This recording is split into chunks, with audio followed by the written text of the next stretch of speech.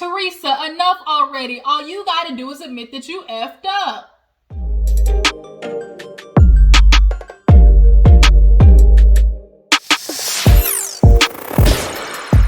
What's up, you guys? Welcome back to my channel. I told you I was knocking out these reviews. I did Black & Crew, Beverly Hills Housewives. Now we gotta get into Real Housewives of New Jersey. It was the part 2 reunion, the season finale, and things definitely were what we expected it to be. You know, drama between Teresa and Jackie, and then fireworks between Margaret and Jennifer.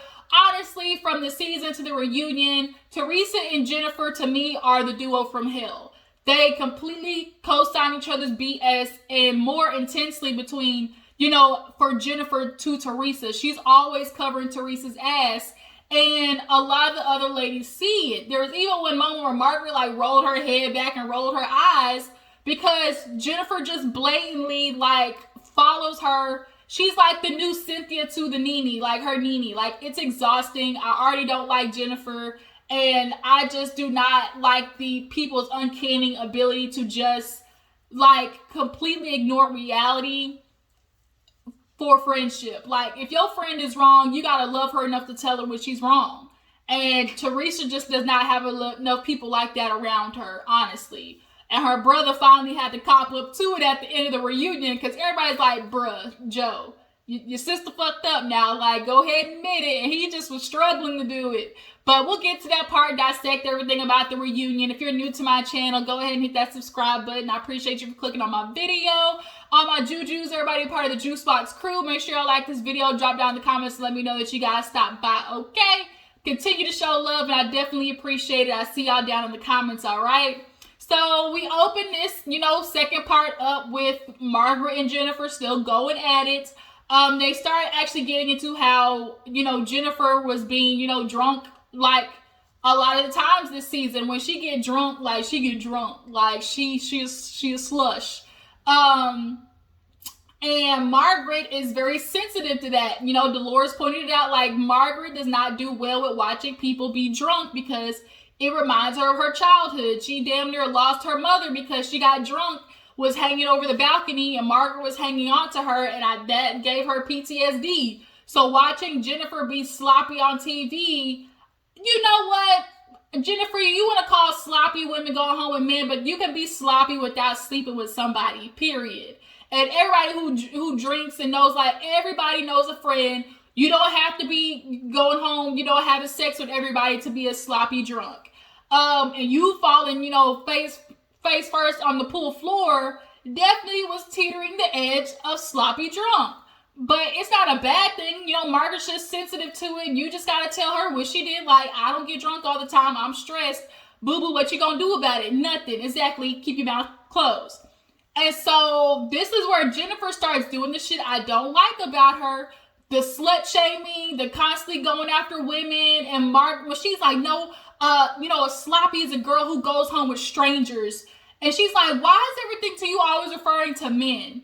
And Jennifer does do that a lot. She does penalize women for anything that has to do, like, in regards to a man.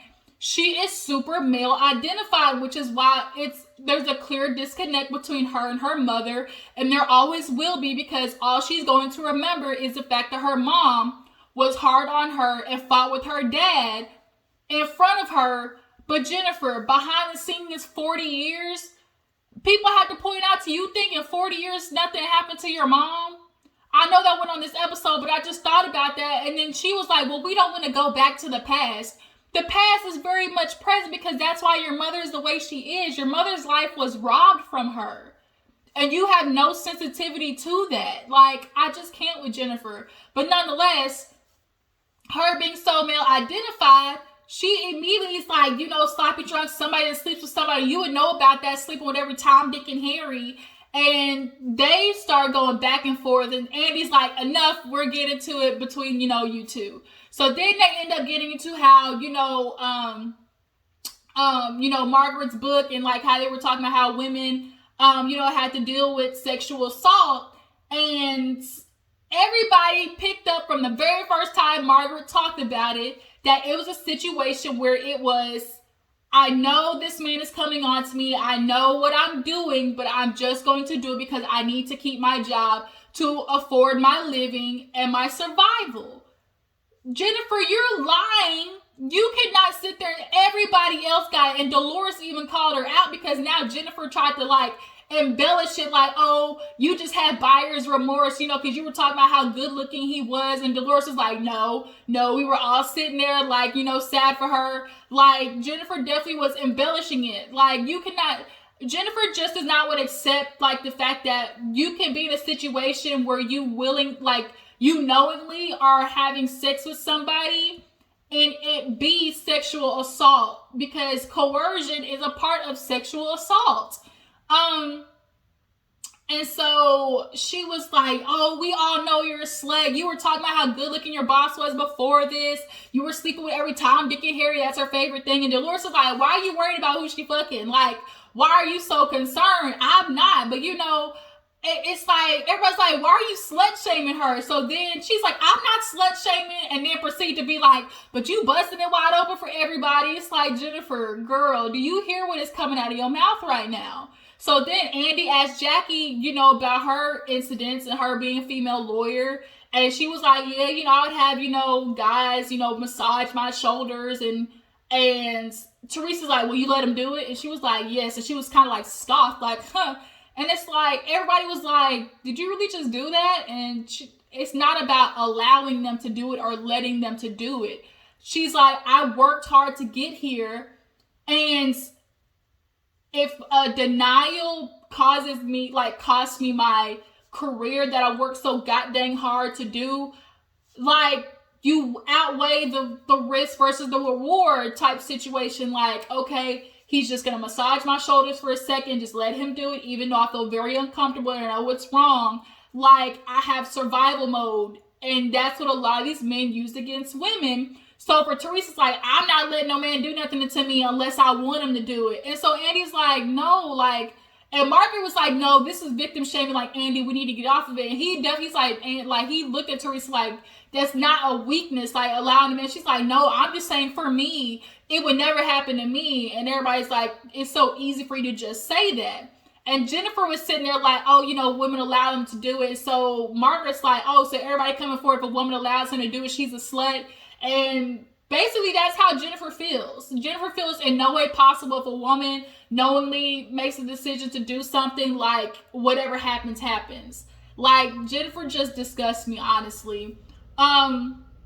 So we move on from that because there is no middle ground between Jennifer and Margaret. You know, Margaret talked about how she tried to be nice. She left her book of some champagne for them in the room. And Jennifer's like, oh, that was you? She's like, well, who else would it be? Like, the Tooth Fairy? She's like, oh, I read your book, but then I fell asleep. And it's like, Jennifer just like, damn it, Jennifer, can you just not be an asshole for 2 seconds? Granted, like, she's good for TV and she, you know, she can hang with the best of them, but it's just so annoying how she has just the inability to realize, like Jennifer said, you say inappropriate things just to keep the shit going. That's what she does.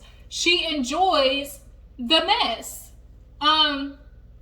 So they move from that to end up talking about Dolores, you know, Dolores and her man David, basically about how David don't want to get married, and Dolores basically has kind of changed her ways in conjunction to him. You know, at first it was, I'm not moving in until you marry me, I better get a ring, I'm not doing this. And then it went from, well, you know, I don't want a ring, I'll just kind of stay in my own place. Now she's renovating her own home. Like, she's doing it to stick it to David. So then, like, when everybody was questioning it on the show, she got annoyed. But it's like, Dolores, like, everybody's going based off of what you said. Last reunion, you literally said, I'm not, you know, compromising. I want a ring before I move into the house. Like, I want to be married. I know what I want.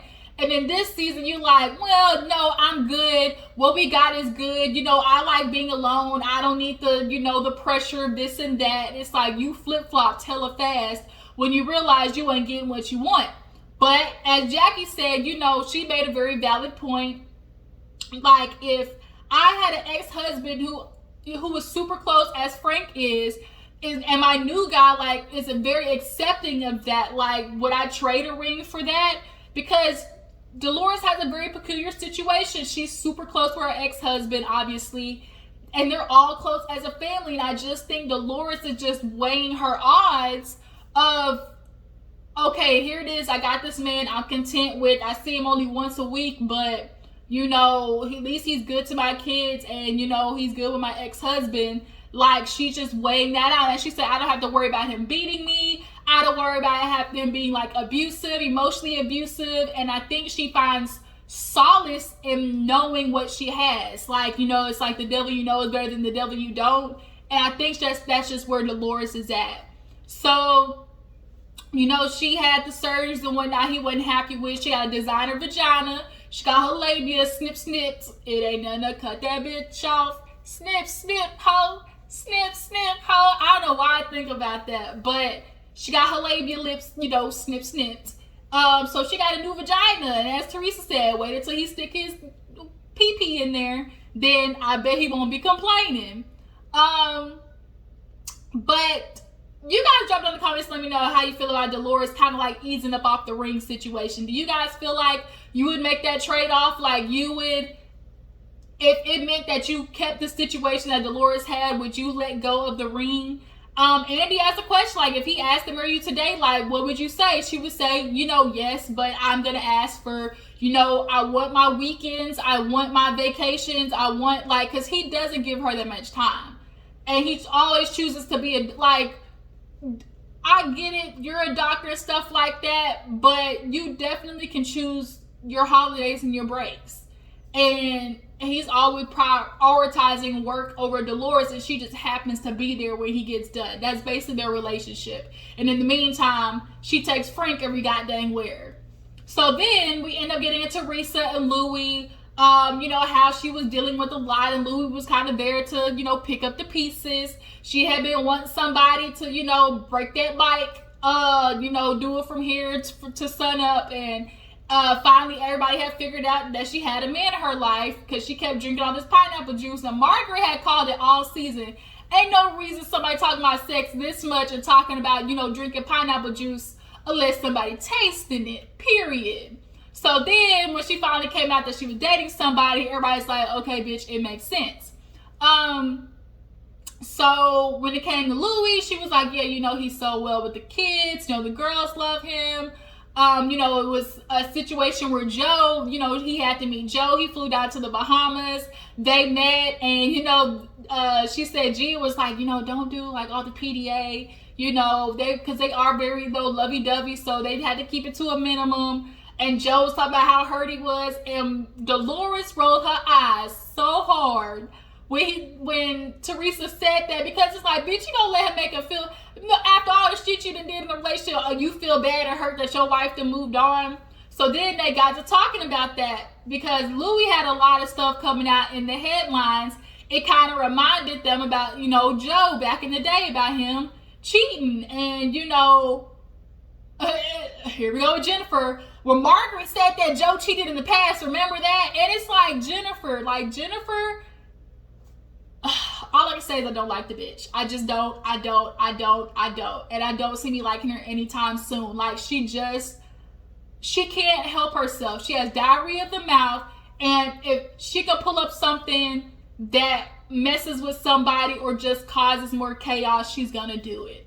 There was no reason to even bring that up. Like, well, Margaret never said Margaret and Joe cheated. Like, that wasn't even necessary. And Margaret didn't say that. All she did was, through the flashback, you see, they asked Teresa, like, now that you, 20 hindsight is 2020, do you think that Joe cheated? And she was like, yeah, he possibly could have. So, you know, Andy had asked her again during the reunion, like, do you think, and she's like, I don't know. Teresa, your man cheated. Okay, we saw it on national TV where he was clearly talking to another woman, and he called you his bitch cunt wife. Like, he ain't calling you that unless he ain't fucking with you. He clearly was cheating on you, babe. It's obvious. But I get it. You don't want to put that out there in the universe for your girls. Okay. So, you know, they asked about how Louie in the show and everything, how he felt. And she's like, you know, Louie's so good. He gives me advice. And, You know, he, you know, helped me with the Jackie situation. You know, I told him I shouldn't have did it. He told me, you know, I should apologize. And she's like, I feel like I redeemed myself. When she said she redeemed herself, I said, Teresa, don't you dare tell that lie. You done redeemed yourself this season. No, ma'am. Jackie had to be like, you really feel like the apology you gave was equal to the mess that you caused? Like, you really feel that way? She was like, yeah, like, you know, I apologize. I said sorry, bitch. No, you didn't. Not really. No, you didn't. So then we get into the situation. They have the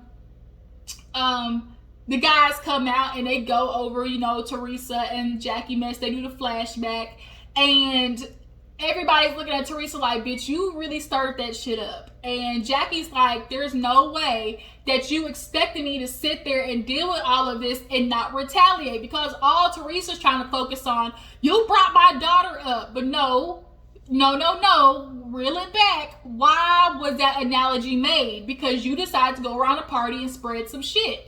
And so Margaret was like, you know, when they sat down, I really thought they were going to figure out, you know, the situation. But Teresa, I honestly, when you sat down with Jackie, you should have gave her what she wanted, which was an apology. Or, you know, offered her something. She's like, that's what I did. It's like, no, bitch, you didn't. Andy had to be like, no, Teresa, now, like, you was spreading it. I didn't spread it. I said I heard the rumor. Ma'am, you telling people, one, it's spreading it, and two, saying it on national TV. Girl, you ain't stupid. And that's what Margaret tells, like, Teresa ain't stupid. She plays stupid. And people allow her to do it. So Jackie definitely was on her ass, you know. Even like Dolores at one point was like, you see why she's upset, right? Because Andy obviously brought up how Teresa went through the same thing. Kim D, oh, you know, Joe cheating on you, he was screwing, you know, the secretary. And her reaction was way worse than Jackie's. Her throwing the freaking chair, you know, acting like she was gonna snatch a bitch. Like, and Teresa's like, I wasn't ballistic. And she was like, and they're like, you threw a chair. She's like, well, you know, I was just retaliating, like she deserved it. And so everybody's like, so you see why Jackie's doing what she did? Well, Jackie could have handled it a little better. Ma'am, Teresa, how do you expect somebody to handle a bitch going around their man's birthday party saying, well, I heard her husband doing this? Like, how else is somebody supposed to handle that? Really? So then it goes from, you know, oh, she should have handled it better, to Jackie telling her, look, you need to understand, like, you came in here with nonsense. You didn't even have any proof. I asked you about it. And the only reason I did that G thing was to show it was an analogy. And everybody picked up on it was an analogy. The whole world did. And she was like, no, it was just a state. Like, I took it as you coming after my daughter because you didn't say, oh, it was an analogy. And Andy was like, you don't have to say it's an analogy. People usually know. And Jennifer's like, I took it as a statement. You know, I took it as a straightforward statement. Melissa rolled her eyes so hard because it's like, bitch, really? Quit. You know that was not no goddamn statement. Like, Jennifer co-signed in the BS. So then they obviously asked Evan, like, how he felt about it. And he's like, you know, I really thought it was going to, like, go after my my clientele, but it didn't, you know, it didn't affect anything. They got into how Joe, because they invited all the husbands out, how Joe, you know, had said he heard the rumor in town, but that's not how it was. It was he heard the rumor at the house because that was after the birthday party. All the women was coming over talking about it. Jennifer made it seem like, oh, this was something he heard before Teresa. And obviously the shit had died down. And by Jennifer going to Teresa in the car, like Margaret said, you said it to validate what Teresa was doing, and it relit the shit, because Teresa would not have sat down at that table and started it unless it had Jennifer not did what she did. So Teresa now wants to be upset by Jackie's comments about her going to jail. Bitch, you think I'm not going to, you coming at me about my husband cheating on me, you think I'm not going to throw some slugs back? Why you keep bringing up the jail thing? You know, you brought it up, even Andy brought it up, you went to jail because of Joe, because that's facts. Like, that's facts. You're coming with, you know, with just false, you know, lies, fairy tales, and fallacies. No proof, no nothing.